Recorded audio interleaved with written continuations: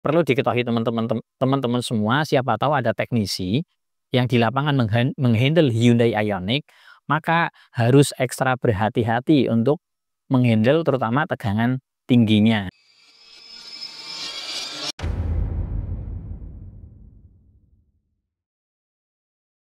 Assalamualaikum warahmatullahi wabarakatuh. Teman-teman semua, jumpa lagi dengan saya di channel Dul Teknik. Kali ini saya akan sedikit sharing tentang kegiatan yang kemarin kami ikuti. Jadi ada beberapa teman, banyak teman yang bertanya, "Mas, kemarin ke Jakarta acara apa?" gitu ya. Karena kemarin banyak yang mencari ke workshop, kok nggak ada di rumah dan seterusnya. Baik, kemarin kebetulan saya mengikuti training dari Hyundai. Hyundai mengadakan kerjasama dengan Indonesia melalui Kementerian SDM. Kemudian dari kerjasama itu adalah adanya transfer knowledge dari KATEK men-training teknisi-teknisi di Indonesia untuk diajarkan tentang bagaimana sih cara kerja Hyundai Ioniq 5 khususnya, atau Hyundai secara keseluruhan, tetapi kemarin yang digunakan untuk media belajar itu adalah Hyundai Ioniq 5. Nah, eee, kali ini akan saya bagikan ke teman-teman semua karena menurut saya menarik. Kebanyakan subscriber YouTube Dul Teknik ini kan teman-teman teknisi ya. Nah, maka ada beberapa informasi yang saya rasa cukup unik dan bisa menjadi manfaat buat teman-teman semua. Kemarin kita pelatihan itu total 10 hari, dan 10 hari itu nonstop, minggu pun masuk kemarin. Dan selama 10 hari itu dikupas tuntas semua sistem cara kerjanya Hyundai Ioniq itu seperti apa, dari baterai, controller, sampai ke motornya, sampai ke sistem scannernya dan seterusnya.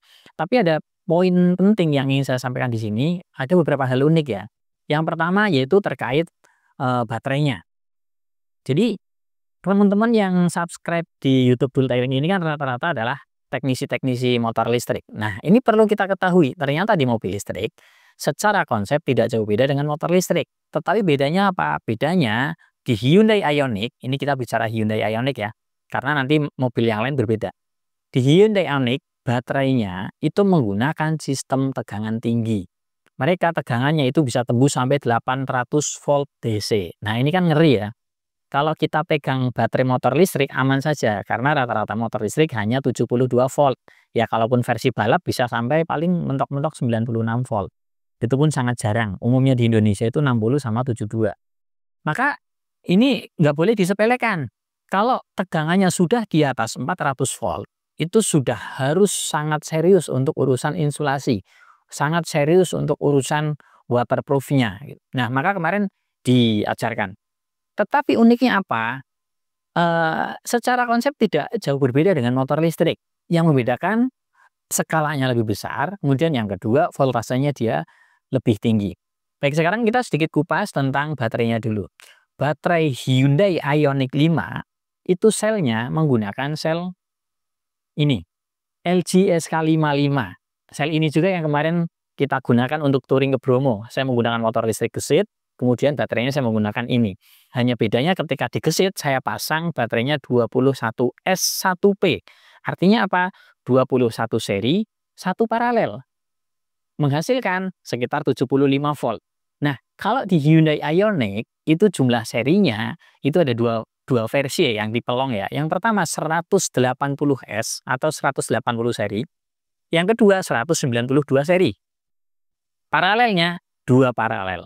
Nah, karena jumlah serinya banyak, otomatis voltasenya juga tinggi, bisa sampai 800 volt. Nah, ini tentu perlu diketahui teman-teman semua, siapa tahu ada teknisi yang di lapangan menghandle Hyundai Ioniq, maka harus ekstra berhati-hati untuk menghandle terutama tegangan tingginya. 800 volt itu ngeri sekali. Bagi teman-teman yang bermain PLTS, pasti sudah sangat paham bagaimana karakter tegangan DC, tegangan tinggi.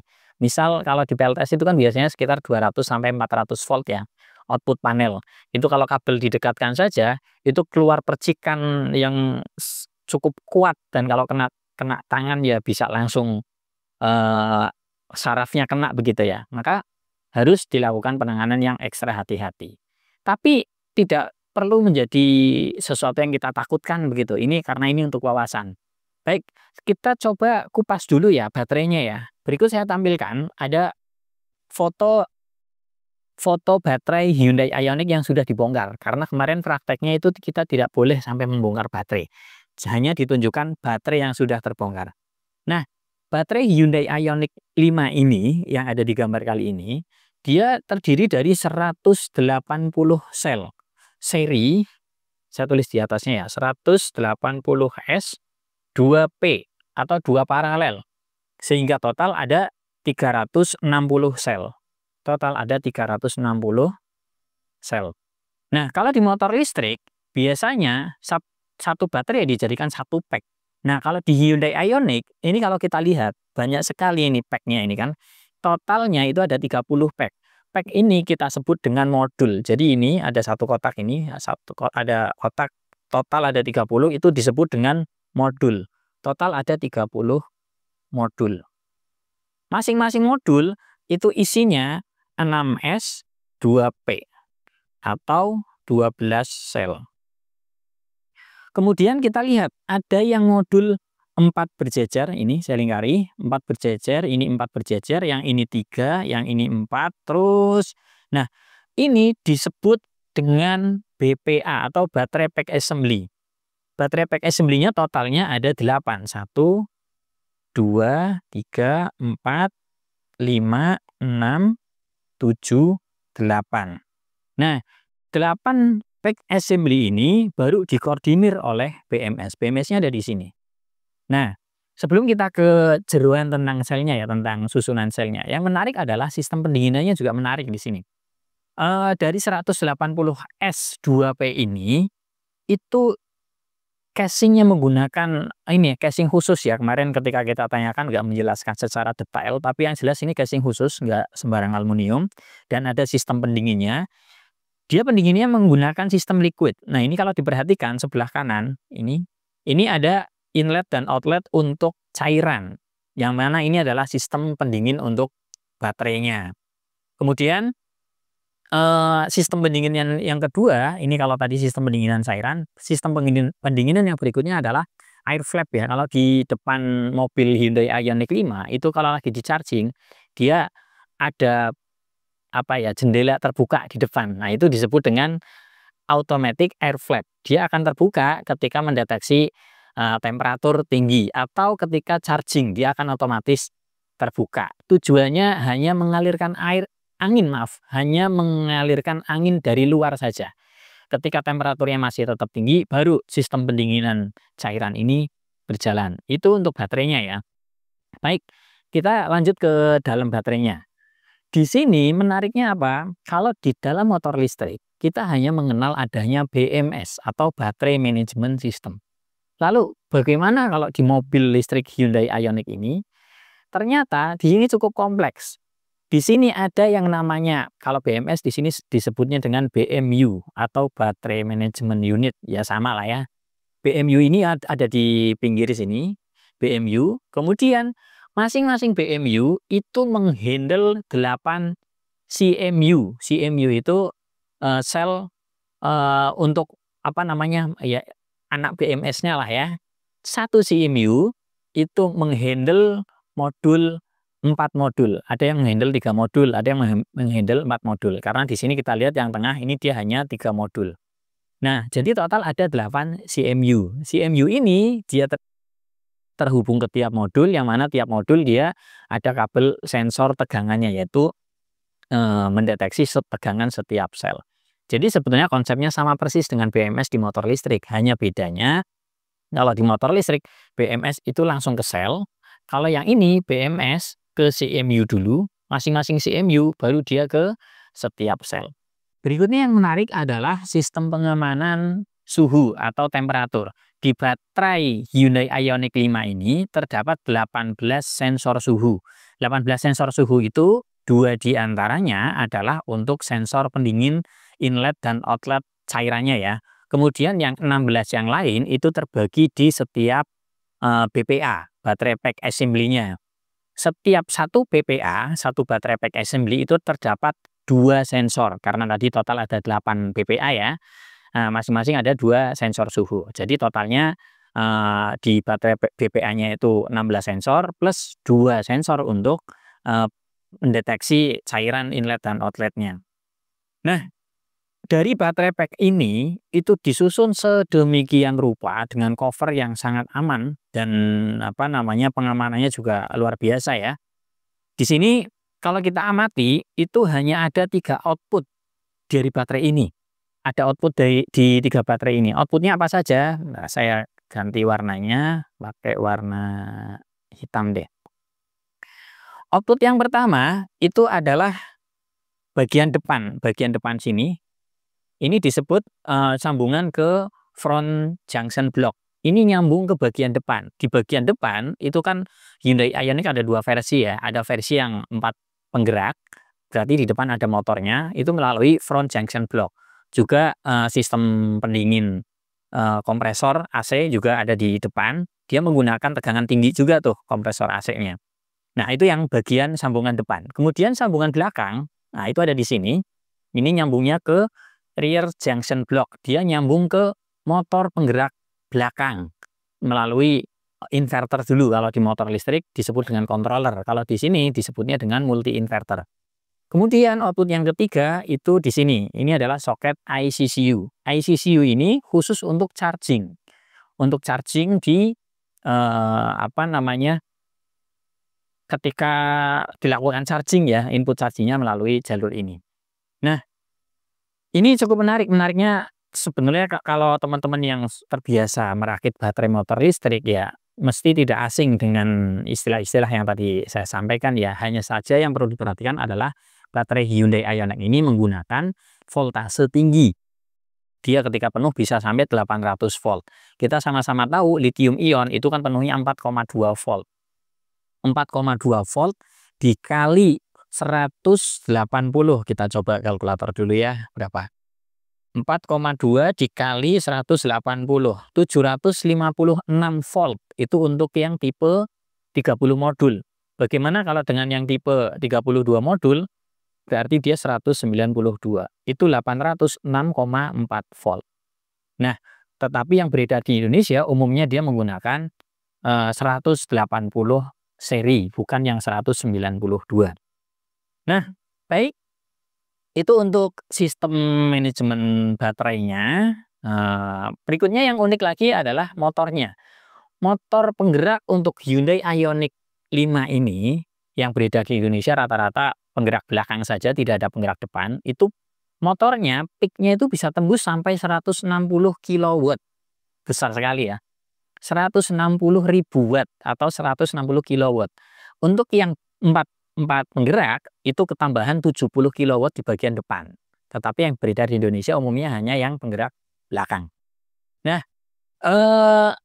dia menggunakan reducer, reducer itu rasio maksudnya ya. Rasionya itu 1:10.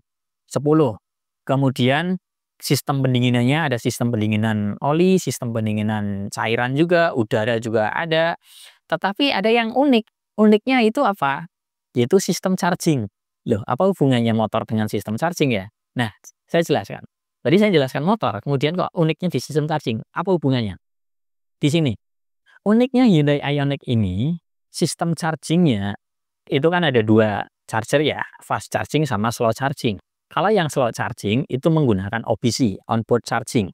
Dia langsung dari inlet charger masuk ke soket CCS2-nya ya, masuk ke iCCU, kemudian di situ di-manage sedemikian rupa jadilah sistem OBC-nya untuk men-charging tegangan 800 volt. Nah, bagaimana dengan sistem fast charging-nya? Sistem fast charging ini menarik. Di Indonesia SPKLU kan rata-rata untuk DC fast charging-nya itu sekitar 400-an volt. 400 sampai 1000 memang, tetapi kan umumnya mobil listrik itu 400-an volt.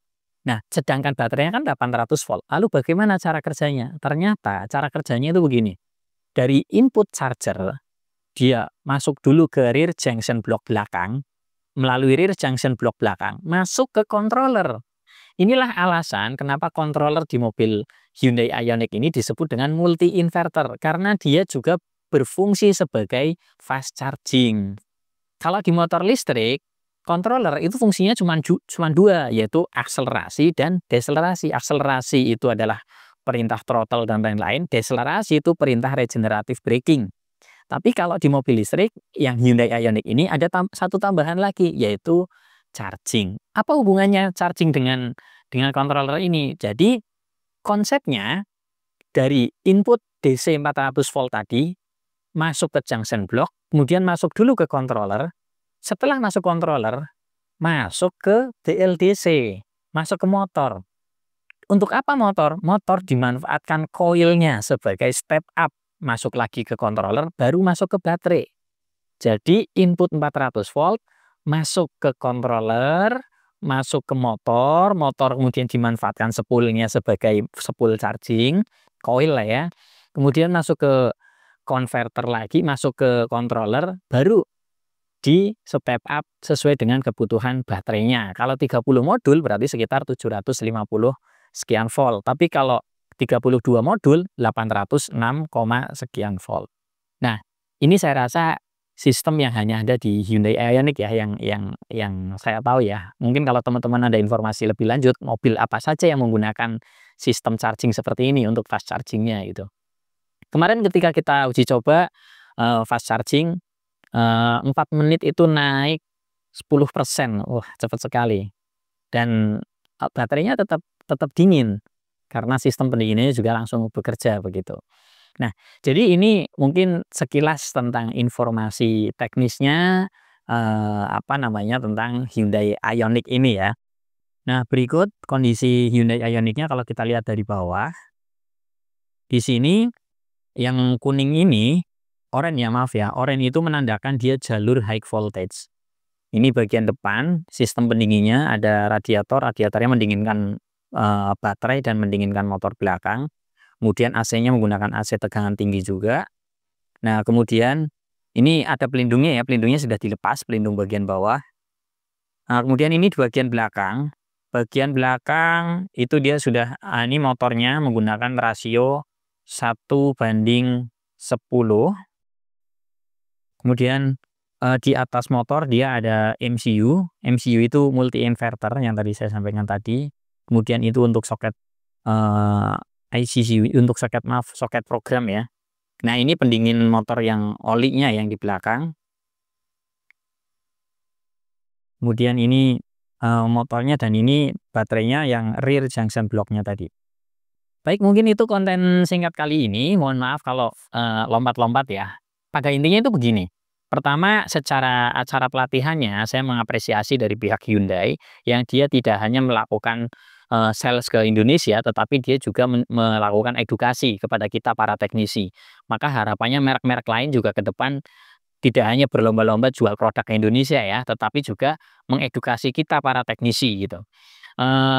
Kemudian yang kedua, konten ini tujuannya adalah membuka wawasan kepada kita semua bahwa ternyata mobil listrik itu secara konsep tidak jauh beda dengan motor listrik. Teman-teman yang biasa nangani motor listrik, asal mau serius belajar, insya Allah bisa tuh menangani mobil listrik. Tetapi ada poin-poin yang harus kita garis bawahi, yaitu pertama, khususnya untuk Hyundai Ioniq ini, dia menggunakan tegangan tinggi sampai 800 volt, maka pengamanannya harus ekstra. Kemudian yang unik dari Ioniq 5 ini, dia sistem baterainya, sistem pendingin baterainya, kemudian tentang sistem chargingnya. Dia fast chargingnya memanfaatkan kumparan di BLDC untuk dijadikan coil step up yang nanti masuk balik ke baterai sudah berupa tegangan tinggi. Itu kurang lebih garis besar untuk wawasan dasar lah ya, karena tentu tidak mungkin kita kupas detail semuanya, karena di sana juga kemarin pelatihan 10 hari full membahas dari A sampai Z. Dan sekali lagi saya mengapresiasi kepada teman-teman SDM, teman-teman dari KATEK gitu yang sudah bekerja sama dan sudah memberikan edukasi kepada kita para teknisi. Mungkin itu, silakan teman-teman bagi yang masih ada penasaran terhadap Hyundai Ioniq ini bagaimana, coba kita diskusikan atau mungkin perlu kita saran dan kritik bisa sampaikan di kolom komentar. Mohon maaf dari saya jika ada salah. Sekian. Assalamualaikum warahmatullahi wabarakatuh. Bagi teman-teman yang tertarik untuk belajar lebih dalam terkait kendaraan listrik, kami sediakan program pelatihan yang sangat cocok untuk teknisi, guru SMK, dosen, ataupun pengusaha di bidang kendaraan listrik. Info lebih detail silakan kontak admin atau bisa datang langsung ke workshop kami, Eklon Solusi Energi.